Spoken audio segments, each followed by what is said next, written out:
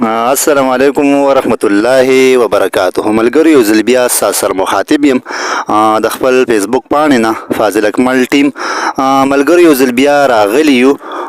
د جمید الله گاونډي صاحب سره. جمید الله گاونډي صاحب را سره په پروګرام کې ملمه دی. غزلې به هم ته اورو، شعرونه به هم ته هم اورو، خو ستاسو به د یو دغه مینه او مننه وي چې زموږ ویډیو به سکیپ کوئ نه، د لاست پورې به زموږ ویډیو ګورئ. نو جمید الله گاونډي صاحب په پروګرام کې درته هرکلی وایم. یو جهان مننه فاضل اکمل بھائی ستاسو د وخت راکولو.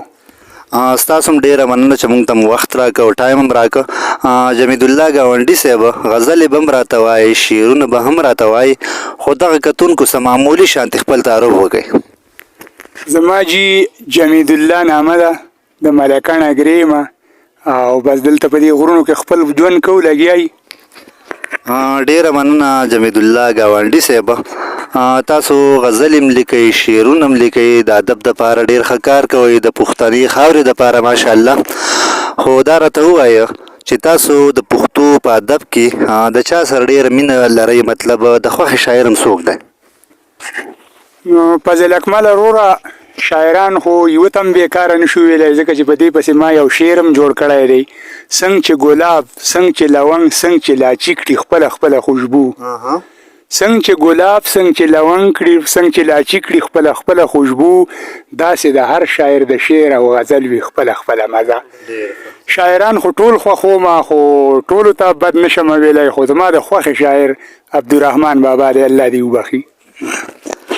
ډیره مننه ستاسو. خو دا راته ووایئ چې تاسو به تر اوسه پورې څومره غزلې او شعرونه لیکلي وي؟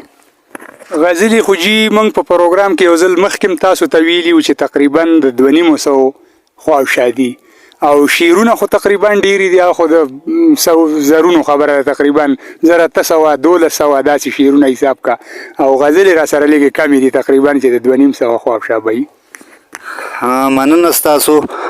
ستاسو کوم داسې سوچ ذهن لرالی، کوم داسې دغه وشو چې تاسو د شاعرۍ طرف ته رالی او د ادب طرف ته تاسو راوبللی، نو داسې کوم یو سوچ تاسو ذهن ته رالی چې تاسو اوس شعرونه لیکئ او غزلې لیکئ؟ نو په دې برابر کې جي که خبره درته وکړم نو دروغجن به درته معلوم شمه، ځکه چې بعضې خلک دا وایي پلانی شاعر شو، دا د مینې نه شاعر شو. بعضې خلک وایي دا پلانی چې شاعر شو نو دا به پرې د ژوند ډېرې سختې تېرې شوي. نو زه وایم چې هغه به څوک داسې چې هغه به په دې دنیا کې مینه نه وي کړې، او څوک به داسې چې په هغه باندې به سختې او تکلیفونه نه وي تېر شوي. تکلیفونه سختې را باندې ډېرې تېرې شوي دي، خو به هر حال زه چې څه وایم نو زه وایم چې ما ته به مور دا یو دوا کوله چې بچي الله دې داسې ښکاره کړه لکه څنګه چې د انور او سپوږمۍ ښکاره دي،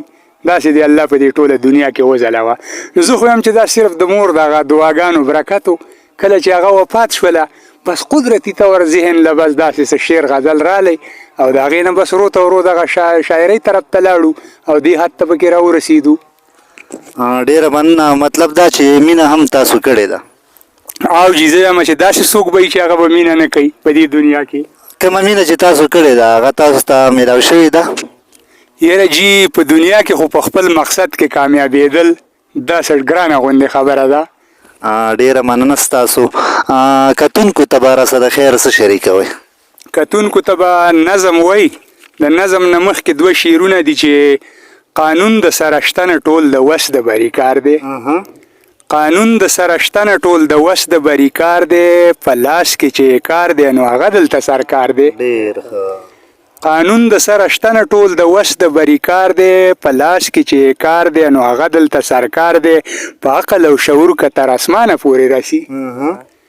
په عقل او شعور که تر اسمانه پورې رسی، دولت چې ورسره نه وي قمقل او بیکار دی. ډیر زبردست.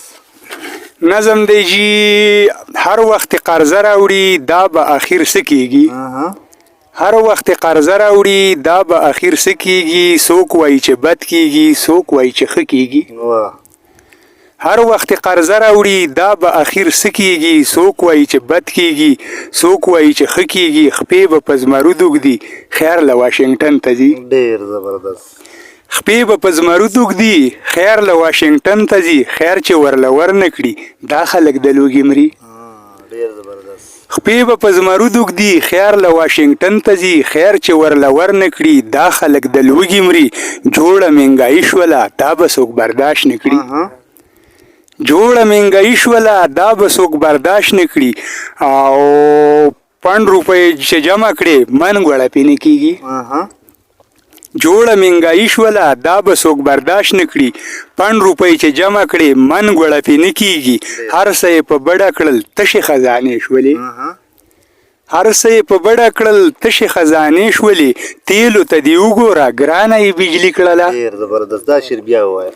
هر څه یې په بډه کړل تشې خزانې شولې تیلو ته دې وګوره ګرانه یې بجلي کړله دوی ته څه کمیا نشته سخته په غریب راله دوی ته څه کمیا نشته سخته په غریب راله جوړه بدامني شوله قتل په پیسه کېږي ډېر ښه دا شعر بیا ووایه دوی ته څه کمیا نشته سخته په غریب راله جوړه بدامني شوله قتل په پیسه کېږي دلته کې که ژوند کوې ګوته چاته مه نیسه ډېر زبردست دلته کې که ژوند کوې ګوته چاته مه نیسه پلار که درله مړ کړو چا اوب به ورته نه کوې دلته کې که ژوند کوې ګوته چاته مه نیسه پلار که درله مړ کړو چا اوب به ورته نه کوې وینې سکي زمونږ تل دا یې عادت شوی دی وینې سکي زمونږ تل دا یې عادت شوی دی ستا د سر سودا چې شي وزټ د لندن کوي ډېر زبردست وینې سکي زمونږ تل دا یې عادت شوی دی ستا د سر سودا چې شي وزټ د لندن کوي دا هډو سمیږي نه پرېږده ګاونډي جمید دا هډو سمیږي نه پرېږده ګاونډي جمید خپله دې مرضي کوي دلته څه قانون نشته ډېر زبردست نو ستاسو ډیره مننه ډیر ښایسته غزل هم را سره شریک کړه خو دغه مسافر وروڼه هم زموږ دا پروګرام ګوري نو دوی ته هم را سره یو غزل ډالۍ کوي نو ستاسو به ډیره مینه او مننه وي غزل دی جي پخوا څه ښکلی وخت و هر څه به مزه کوله پخوا څه ښکلی وخت و هر څه به مزه کوله نه څوک خبر و نه به چا چېرته نشه کوله ډیر زبردست پخوا څه ښکلی وخت و هر څه به مزه کوله نه څوک خبر و نه به چا چېرته نشه کوله یوه حجره او ډاګډاګری به د ټول کلي و یوه حجره او ډاګډاګری به د ټول کلي و کله ناکله پکې مشر به قیسه کوله ډیر په زړه پورې یوه حجره او ډاګډاګری به د ټول کلي و کله ناکله پکې مشر به قیسه کوله خلک ساده و مینه ډېره وه یو ځای به ناست و خلک ساده و مینه ډېره وه یو ځای به ناست و زموږ نیکه به د منګي سره ټاپه کوله ډېر زبردست دا شعر بیا ووایه خلک ساده و مینه ډېره وه یو ځای به ناست و زموږ نیکه به د منګي سره ټاپه کوله چې به میلمه راغی چیلی به یې حلال کړو ورله چې به میلمه راغی چیلی به یې حلال کړو ورله ساده خوراک و هر سړي به ساک شومله کوله ډېر زبردست چې به میلمه راغی چیلی به یې حلال کړو ورله ساده خوراک و هر سړي به ساک شومله کوله ډزې ډومبقې به د منډې په ودونو کې وي ډزې ډومبقې به د منډې په ودونو کې وي بړنګه کېده به مشرانو عجیبه کوله ډېر زبردست ډزې ډومبقې به د منډې په ودونو کې وي بړنګه کېده به مشرانو عجیبه کوله او پښتو پکې وه ګاونډي سمایاناک خلک وو پښتو پکې وه ګاونډي سمایاناک خلک وو ښځې لاسکې چې به نرو ترې پرده کوله ډېر ښه دا شعر بیا ووایه پښتو پکې وه ګاونډي سمهایاناک خلک وو پښتو پکې وه ګاونډي سمهایاناک خلک وو ښځې لاسکې چې به نرو ترې پرده کوله ډېر ښه نو جمید الله ګاونډي صاحب ستاسو ډېره مینه او مننه چې موږ ته مو وخت راکړه په دومره لنډ تنګ وخت کې او ډېرې ښایسته غزلې هم را سره شریکې کړې او څومره ملګري هم زموږ پروګرام ګوري خاص کر مسافر وروڼه هغوی ټولو ته زموږ دغه معمولي شانتې ریکویسټ چې زموږ د لایک او شیر بټن مه هېروئ انشاءالله راځو به ستاسو دپاره ټایم په ټایم به موږ داسې پروګرامونه ریکارډ کوو چېرته هم یې ښه د باد بریالي اوسئ مال او زما د پروګرام میلمه جمید الله ګاونډي صاحب